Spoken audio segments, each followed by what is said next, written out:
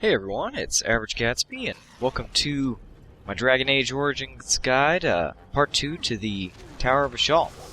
I'll be going all the way up the tower this time, and even taking out the ogre in this video. So let's get going, because this video has moved right in. As you can see, same tactic as before, setting up my melee warriors as archers in the beginning to sort of draw threat, and also to create a sort of a choke point and get as many of the gen locks as I can to come in close to me.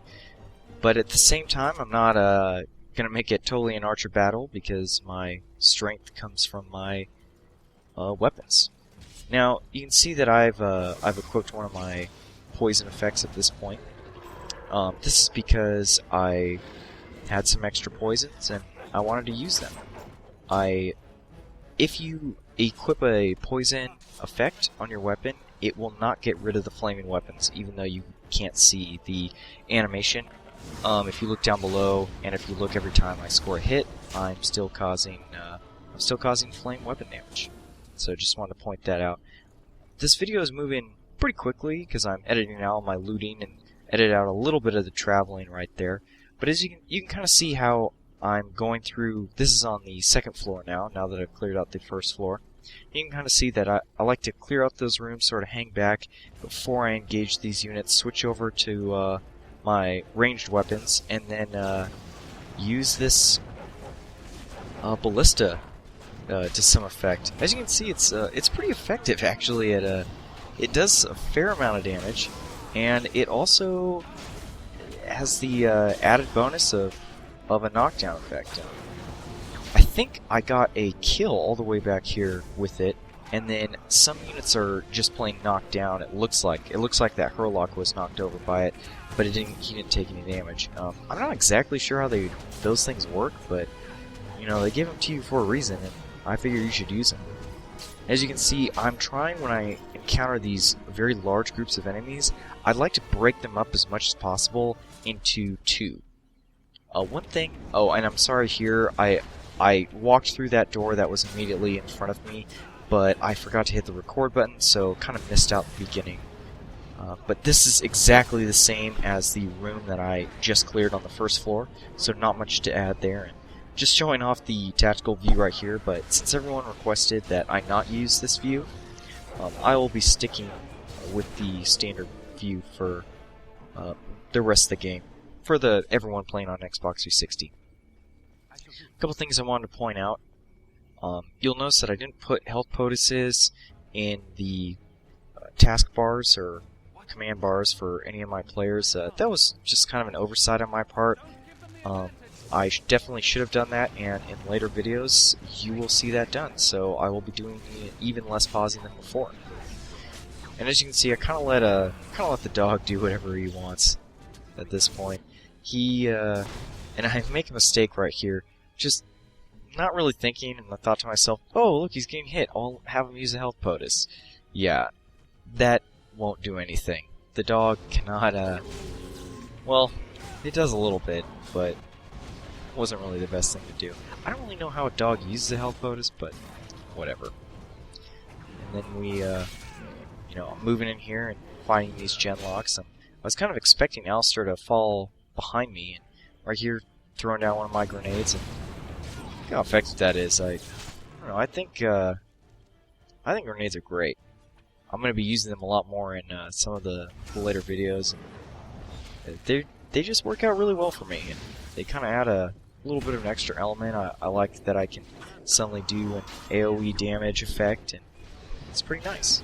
So I will continue to use those. As you can see, my strategy essentially hasn't changed as I've gone through each of these rooms. You know, I'm starting off trying to get Alistair to generate as much threat as possible, and then moving in. But now it gets a little bit trickier. So I recommend, as soon as you run in this room, you pull out these dogs, because these dogs are not the same as your Mabari Warhound that you have. These are Mabari Warhounds on steroids. I mean, you're going to see none of them die in this entire section, and they are doing probably more damage than my player character, if not the same amount of damage. It's really awesome how effective they are. I mean, look how this Genlock Alpha is just completely destroyed by everyone grouped around him, and then he gets hit with an Overwhelm. You know, your dog at this point doesn't have the Overwhelm ability. Now, how I get through this section, because this section is really tough, because as soon as you aggro some enemies, you're actually going to aggro basically all of them. And right here I saw that my mage kind of got left behind, so I select him manually and have him just automatically walk as far away from the enemy as possible. I'm going to try to lure as many of these Hurlocks, Genlocks as I can over to the dogs, because the dogs are really going to be a huge part of my killing power, and as you can see, they are just being ridiculous. They do so much damage, and they're so strong, and they add just another more bodies for these enemies to go after. I just edited it out. I'm editing out too. One thing I want to note: you always want to stay back and let your party automatically heal up in between each of these fights. You don't want to just run in, and even though the gameplay looks really fast, it looks like I'm just running from one fight to another. If you look at the health, after every time I sheath my weapons, I wait until I have full mana and full health and full of my ability points, and then I move on to the next fight. I don't try to unnecessarily start anything early. Right here, just going through that door at the end of the hallway and continuing to have the dogs come along with me. It's really important to have those dogs with you. This section can be really tricky if you decide not to use the dogs. They're there for a reason, and they're there to make this area easy on you. One thing I also want to note is, well, let me talk about the ogre. I'll mention that later. We've got him appearing, and this is not an easy fight on Nightmare. And it is especially not easy right now, because whenever he uses grab, the character that he grabs is dead. You know, it doesn't matter if you have full health or not. There's a very, very good chance that whatever character gets grabbed is going to get killed. Now, something I want to note. First of all, you absolutely want Indomitable on your two-handed warrior, and you're going to see why very soon. 2, I'm putting on Deathroot Extract because this is going to add a stun effect to my weapon hits, which can actually affect him.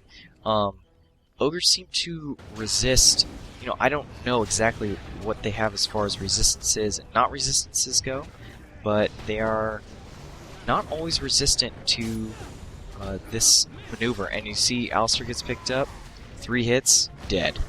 I mean, there's almost nothing I could do right here. Now, notice how the ogre doesn't have his knockback effect on Aiden. It's really nice that Aiden can, he gets knocked back a little bit right there with that AoE, but he doesn't get knocked down.